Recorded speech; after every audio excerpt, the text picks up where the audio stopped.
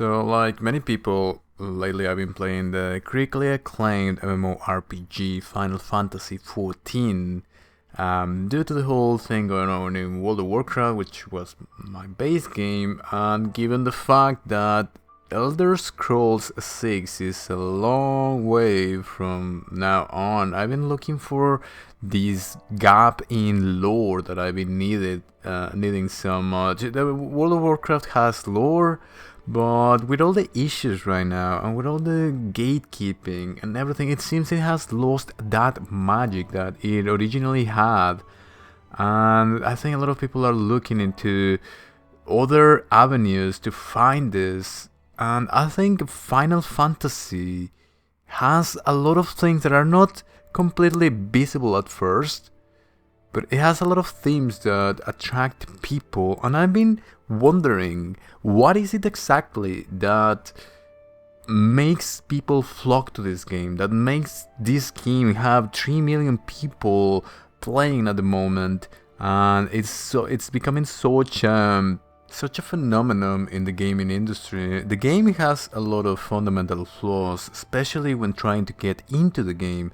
I think this is the reason why there's a free trial for the base game and the first expansion. A lot of people, when you look for information about this on social media and whatnot, they say the same thing. A Realm Reborn is such a drag. You have to drawn into it to get through it, and I would agree, you really have to do that. There's these huge lore bombs in between and going back and forward, but mostly is such a drag. So I was wondering, what is it exactly that is making this game such a sensation, such a phenomenon currently? And I think it is because of its lore, and it is because of the utility that the lore in the game has. You see all these MMORPGs, and this has to do also with the player base. They turn these games into a way to measure their quote-unquote performance, like if playing a video game was an actual skill. And I think a lot of people escape to these games because they provided a different explanation of the world. They allow magic to exist. They allow all these fantastic narratives and these things of myths and fairy tales. This fantastic epic narrative that used to be it's been in our stories as a human collective forever. So I think a lot of people see in Final Fantasy XIV this epic narrative, this epic story that they've been looking for, and it is not so obvious at front, especially when you're doing those fetch quests, when you're just reading paragraphs and paragraphs of character development. You don't see it at first. So first I wanna make a comparison, a clear definition of the difference between a narrative and a story arc, and the mythos, the lore, the base foundation ideas for the lore. First of all, a lot of people confuse the story arc and the lore. They say things like, oh, the story of this game is trash, or the lore has gone to trash, everything is trash. There's also a huge issue at the moment with toxicity, not only in the gaming industry, in society at large. It's a huge issue that slowly game developers are starting to address, but also society at large. This is why we have so many problems in politics, society, and all this nonsense. We try to escape into these lores and these narratives, and we find that there's people gatekeeping because you're not good at pressing keybinds on a video game. And this actually plays into some of the things that I'm gonna be speaking about, because Final Fantasy is about being righteousness.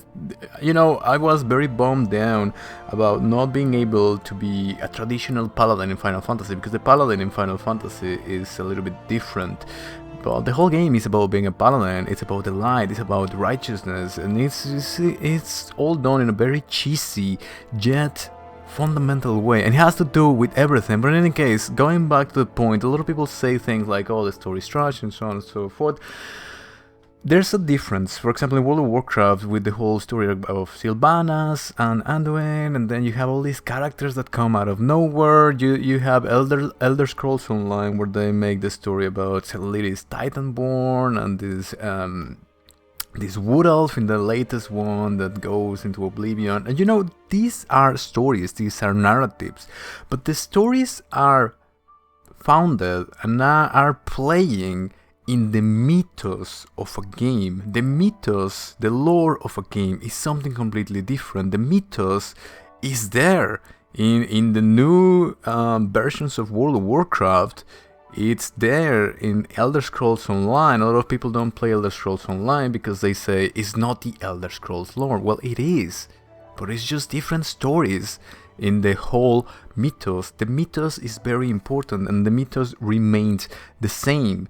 Now, one of the reasons why Final Fantasy drags so much is because it puts a lot of emphasis into developing the story and the narrative that they're trying to explain. They go into the characters have 10 paragraphs of lines and story development about their story, their jokes and things that they do, which is, for someone like me personally, I'm not so interested in the story. I'm not so interested in the narrative. I am interested in the lore. But the great thing that Final Fantasy does is that it mixes both things at the same time. When you are going through the storyline of a character, out of the sudden, your character goes into this strange altered state of consciousness where you go into the cosmos and you meet what could only be defined as a god or a goddess.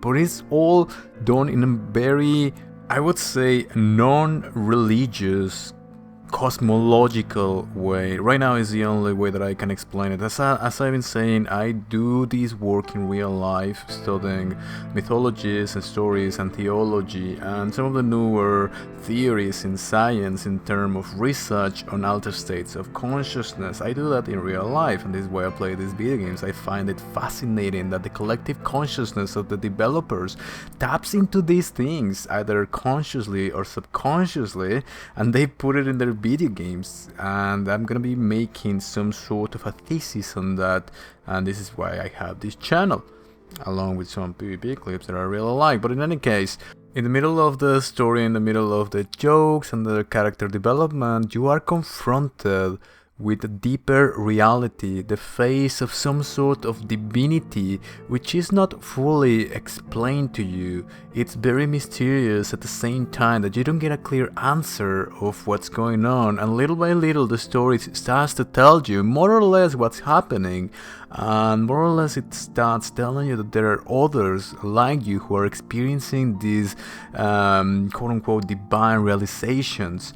So that is something that really resonates in the human subconscious mind, because all of our stories at the end are about some sort of power, some sort of divinity within the human experience, within the human phenomenon. If you think even in the more secular outtakes of our current, we could call it lores. If you see all these hero movies about Spider-Man and the Avengers League and everything, even when you think about the action characters from the 80s, there's this idea that humans, that there's a hero trying to look out for something, and this is also in the traditional epic narratives from ancient Greece and some of the other mythological accounts and stories that have been written in history. There's always this idea in the subconscious of the human mind that perhaps there's more to what we see in waking life, and Final Fantasy brings this narrative, brings this, I would say, mythology, this fantasy to life in the game, and it is explained in, I would call it modern terms and modern ideas, which are all tied to technology, the whole Magitech concept that they manage in the game. I'm gonna make a brief parenthesis here. I'm gonna go into a few spoilers in terms of the lore. These spoilers are not gonna be in terms of the story, because that's not the main thematic that I'm talking about here. It's gonna be mainly about the lore, but in any case, a lot of people go through the cinematics, they don't really understand the lore. I think the lore is very complex, so it's not much of a spoiler, but I figured I would put out the warning anyway. But also, all of these ideas are related to some modern theories that are coming out about the explanation of the universe and reality at large. So in Final Fantasy XIV at least, I'm not really sure about the other Final Fantasy franchises, I'm new to this franchise, but they explain to you what happens after that. So they manage the whole theme about there being a realm of non-physical, we can call it maybe energy, maybe intelligence, maybe consciousness. Perhaps this is the contact that you make with this divinity while you have no idea what's going on. You're just a petty Hue or whatever you raise in Final Fantasy is trying to figure out what's going on. So they explain to you this order that you join. They are scholars. They have been trying to unveil the mysteries of their universe, and they explain to you that there's this etheric non-physical realm where all souls end up, we could say, going to or disintegrating. Thus your personal consciousness goes there. I don't know, and this is one of the main thematics of the game, that there is a way to sort of trick this cycle. This is the perfect cycle that, as one of the NPCs tells you, this was placed by the gods. And there is however, there is a way to break this cycle and achieve quote-unquote immortality, the holy grail, the philosopher's stone. This is what all of the narratives and all of the stories yearn for. It's the idea of this crazy mage in a tower trying to find the elixir of immortality. So they speak about this immortality in this game. They talk about the primals, how this collective consciousness, this collective subconscious mind of the beast tribes creates their own gods, and they manifest into the physical realm, but coming from a non-physical form, and they can go back and forward from these states based on the collective consciousness of the beast tribe, which are summoning them. And all of this in the lore is made through the use of crystals and whatnot.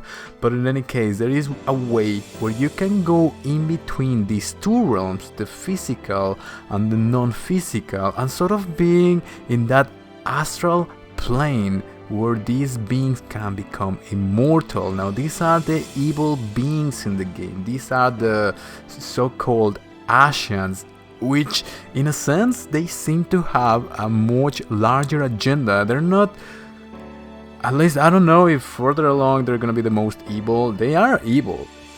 They tell people to kill other people, they kidnap people, they create chaos in the land, and this is why you are the bringer of light, this is why you are the counter force, perhaps championed by the gods. So in any case, the way that these Ascians become immortal is by being stuck in between the realm of the physical realm and the non-physical realm of ether, where all probably comes from, all consciousness, all intelligence. When you go into the study of Arcanima in some of the... I remember I recently went into one of the guild halls where they explain Arcanima. They say the arcane geometry and the mathematical theory of the non-physical. It's out of that nature. I completely understand that, because it borrows from real theories. So Plato spoke about this in his theory of forms. He said there's got to be an ideal tree, an ideal rock, an ideal something coming from a world of ideas which manifests into the real world. Now that was a bold assumption, but what they play with in this in-between astral realms is a concept called Bardos. Now these Bardos are a foundation of Buddhism. In some Eastern schools of Buddhism, these Bardos are the place in between life and death. For example, sleep is a bardo, death is another bardo, and there's a book called the Bardo Thodol, it is translated into the Book of the Dead, where they explain what happens to people after death, and they explain that the soul goes on a journey where you can actually manifest whatever you want. It is like a long dream where you can go through mountains and just float in space and whatnot. Maybe like very much like you do when you go into these cosmic scenes where you speak to this divinity that I've been speaking about. But the Bardos Total explains that this is just an illusion. This is just a place to be in between, finding a new place to be reincarnated. And this is the cycle that they speak about in Final Fantasies, going into the ether, the etheric world, the world of ideas, the world of dreams, the world of the non-physical, and then coming back into the physical. Now, going into this astral realm and becoming immortal, in the Bardos Total it is specified that people can create their own heavens. These pocket realms that most of these MMORPGs speak about. What is Oblivion? What is Aetherius in the Elder Scrolls? Is these heavens, these places that are created with the mind, these divine places. Just like the negative places, the hellish places, the bad places, these lower astral realms that you don't want to be, and that you can find yourself into at the time of death. They're not the final reality that is specified in the Bardos Total. This is just an in-between while you look to reincarnate, and this is the theme that they are working with in Final Fantasy. Now, all of these borrows from the reason why I'm bringing all of this up is because there's a real life theory. Final Fantasy is a mythology, it's a story, it's imagination. The Bardos Total is an ancient book from a religion, which could also be put on as a mythology, as imagination, as a story told from the early Tibetan Buddhists. But now there's a real theory that specifies that there is this unified field of consciousness.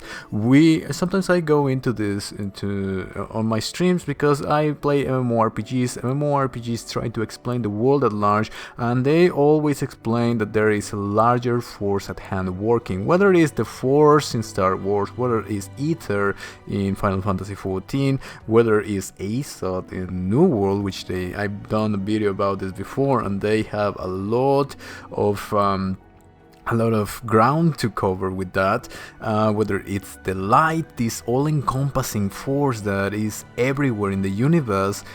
Whatever it is, there's this larger force at hand that unites everything. And sometimes I go into, when I'm speaking about these things, into quantum physics. We do not know what is the intelligence and what is the force which puts particles together into forming elements, into forming physical matter, into forming worlds, into forming the reality that we know today, into forming beings. We don't know where intelligence comes from, where consciousness comes from, where personalities come from, where emotions come from. So we think we know everything with our current scientific theories, but we don't. And what these games do, the MMORPGs, they try to explain this reality with these fantastic theories and ideas.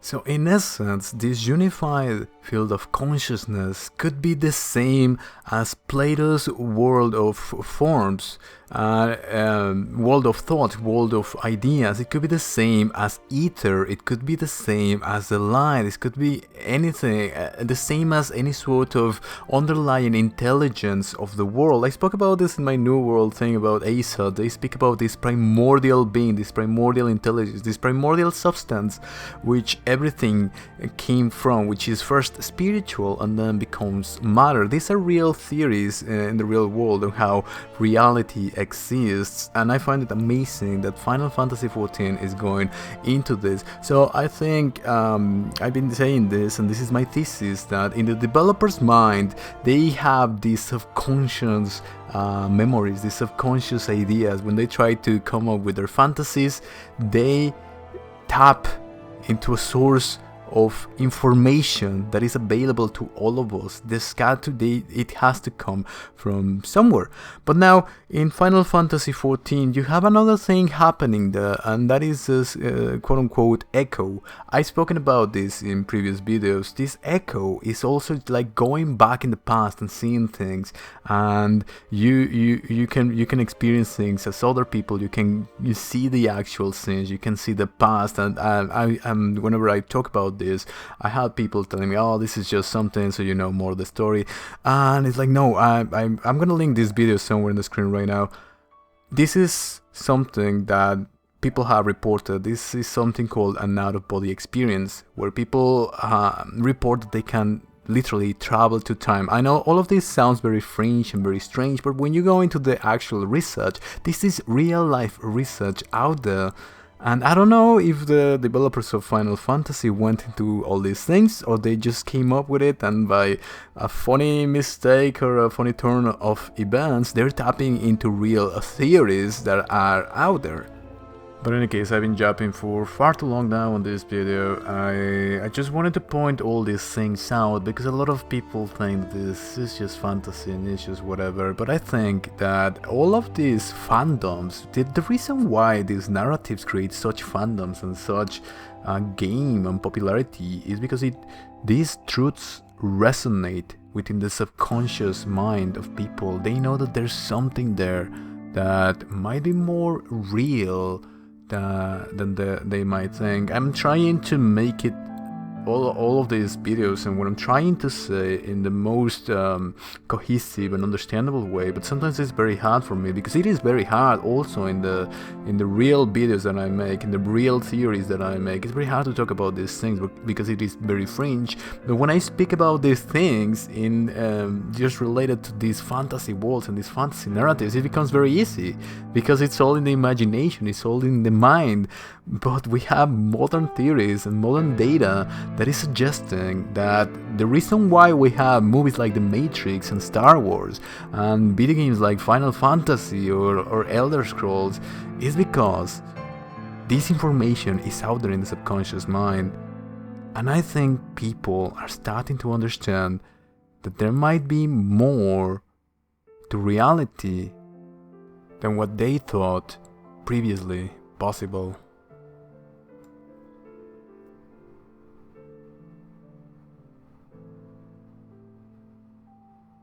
If you would like to know more about the lore surrounding these fantasy narratives and how they perhaps connect to real-life theories and philosophies, please like this video, subscribe to this channel, as I will try to find these connections and explore the possibilities that these lores can provide. Thank you for watching, and I'll see you in the next one.